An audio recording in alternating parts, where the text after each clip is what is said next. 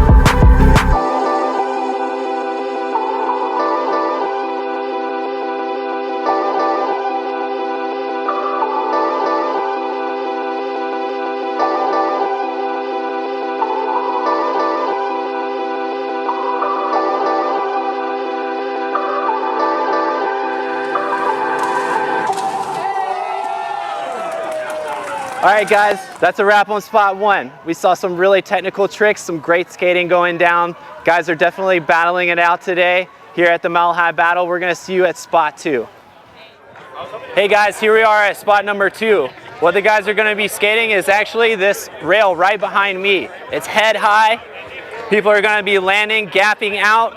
There's an added level of difficulty because of the height. There's a launch ramp up to it. So let's check it out. Things are about to get crazy here at spot number 2, Mile High Battle 2025.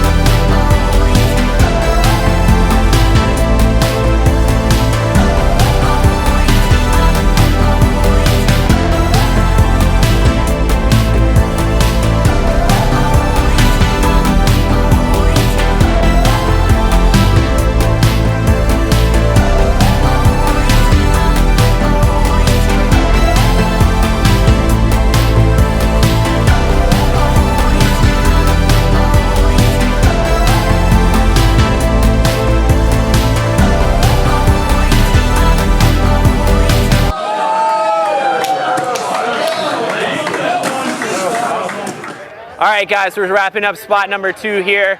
We saw some hammers going down. People were skating this really high rail, really fast. We saw a lot of speed, a lot of switch ups, a lot of big spins. So stay tuned for spot number 3.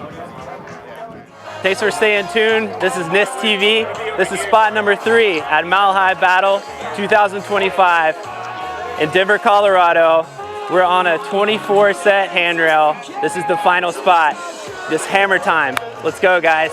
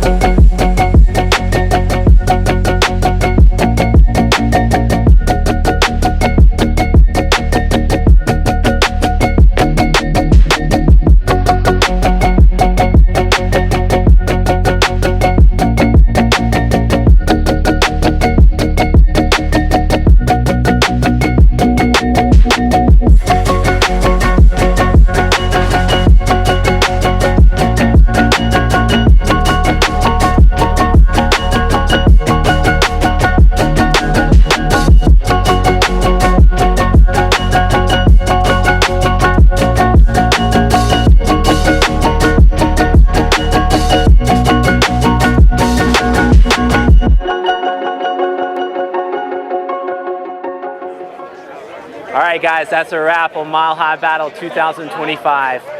What an ending to a contest. Some of the tricks that we've seen here are definitely at the highest caliber of skating in the world. So I'm very interested to see what the judges have to say. They're going to give us the results at the after party, and we'll give you some interviews with Phillip Gripper coming up, the organizer of Mile High Battle for 25 years. Hey everybody, I've got the original event organizers, Adam and Luke Bender. How did the event go today, guys? So I have to say, 25 years in, it's still really, really impressive to see the community turn out for something like this. It's a hot day, it's a long day. You see a lot of people get beat up, you see a lot of missed tricks, you see a lot of made tricks, but I mean, the energy was just great throughout. And who would have thought 25 years later we're still keeping this level of energy going? This is awesome. Yeah, and for me, I was pushing the stream. First time I've actually integrated a bunch of non-rollerbladers into the production, which was great because, you know, we usually do corporate and rock and roll stuff. So, but doing replays and a bunch of friends, a couple of actual rollerbladers, Ian Walker and Greg Slosher were running cameras. And from my perspective, sitting in the back of the camper, it was just a flawless event. So great community, great turnout. Definitely. It must have come so far, right? Can you tell us a little bit about the beginning of all this? So this idea started in my apartment in 2001, shortly after September 11th, actually. My roommate and I, Tyler, who was milling around earlier today, we said, you know, there's this I Match Your Trick Association thing going on. We just saw an IMYTA video and we thought, we could do that. How hard is it to put together a street contest? And so like 3 weeks later, we had one. We didn't know what to expect. We had a message board at the time. We could get the word out. And we had really impressive turnout. I think we probably had 40 or 50 people, which again, this is like early internet days. We didn't have any way to get a hold of anybody. We had folks from Kansas turn up. We had folks from New Mexico show up. It was really wild. And the ender battle between Alex Broskow and Brian Aragon and Colin Carr, I don't think I've ever seen anything like that repeated ever anywhere at any competition. It was just wild. And we actually ripped some of those videos and we're playing them on the stream today, and same thing came up multiple times. It's like, wait, how long ago was this? You know, and like I didn't start until 2010, and that year I went, balls to the wall and built a rail across a ditch, had live music, cops showed up, and it was like, you got to get those rails out of here. And I pulled out the Sawzall, and it's like, what are you doing? It's like, well, they're bolted into the ground. And the cops are like, are you kidding me right now? No, we're not kidding you. And every year we try and push it, and Adam's always supported from afar. And Tyler Higgins, once again, who was here, is actually the originator, but I've been doing it for the last 15 years, and to have them all come out for this 25th anniversary has been quite the treat, and got a bunch of people showing up. So a bunch of big names came out this year. Very cool. I'll say, I was looking at the faces at the beginning of this last spot, and I saw something very familiar, a sense of hesitation as you're looking at a rail that maybe is not something you would pick to skate on a regular day, but the Mile High Battle isn't a regular day. And so once you see your first couple tricks get landed, you can feel the energy building, and before you know it, you got people dropping back torques down a 20 stairs, super steep rail. I don't think anyone thought that was going to happen coming in, but that's the magic of an event like this. It just makes the impossible possible in a way you just don't get with a regular session. And $5,000 on the line for first, which really helps motivate. I think the first battle, the winner took home like $200 cash. Yep. And that's something we do. We push the cash every year, and all the cash we raise goes straight to the podium. We pay everything out of pocket expense-wise, and I'm going to pay the crew out of pocket for my friends that worked. And every penny we raised almost $10,000 this year, is going to go straight to the podium. So appreciate everyone supporting, sponsoring, doing that thing. You can trust us. Your money goes to good things. Yeah. The community. All right. Well, thank you guys so much for talking with us. Yeah. We're waiting on the judges' decisions, and we will be back with you shortly. See you at the after party. See you at the afters. NISS. Woo-woo. Hey everybody, I'm here with Colorado legend Brian Aragon, a former Mile High Battle winner himself, and also a judge today at today's event. Brian, so what does it feel like winning a Mile High Battle?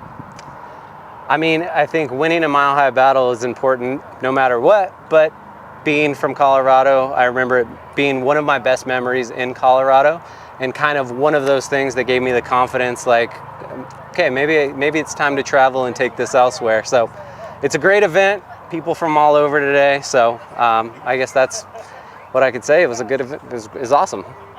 Yeah, definitely a high caliber of skating happening here today. Brian, so as a judge, how do you judge such a high caliber of skating? So there was 3 different spots today, and they kind of leveled up each spot. What I was really looking for is a variety of tricks, obviously difficulty and amplitude. When we got to the second and third spot, I think that's when you start seeing the separation amongst the competitors. And that's really what I was looking for. Who has the biggest bag of tricks? Who's willing to risk it and do some things a little bit differently? And obviously quantity comes into factor as well. Definitely. All right, thanks for tuning in.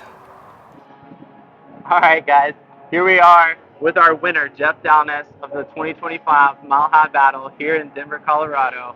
This guy absolutely killed it today. 540 kind grind on the last spot. Absolutely amazing.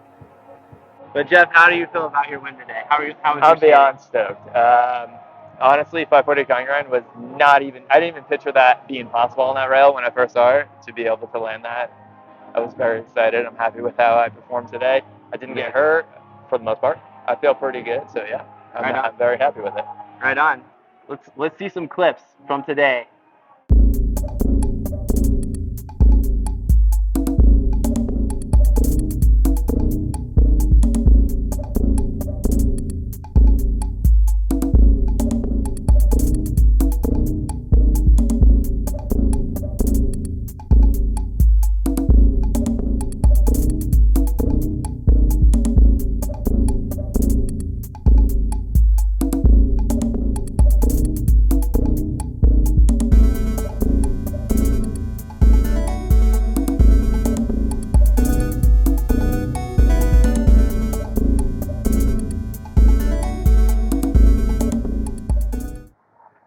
Oh man, those are some amazing clips, Jeff. Thank you. Absolutely slayed it today.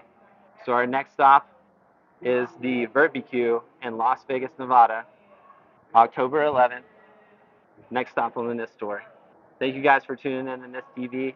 Austin Hendrix here, signing out, I guess.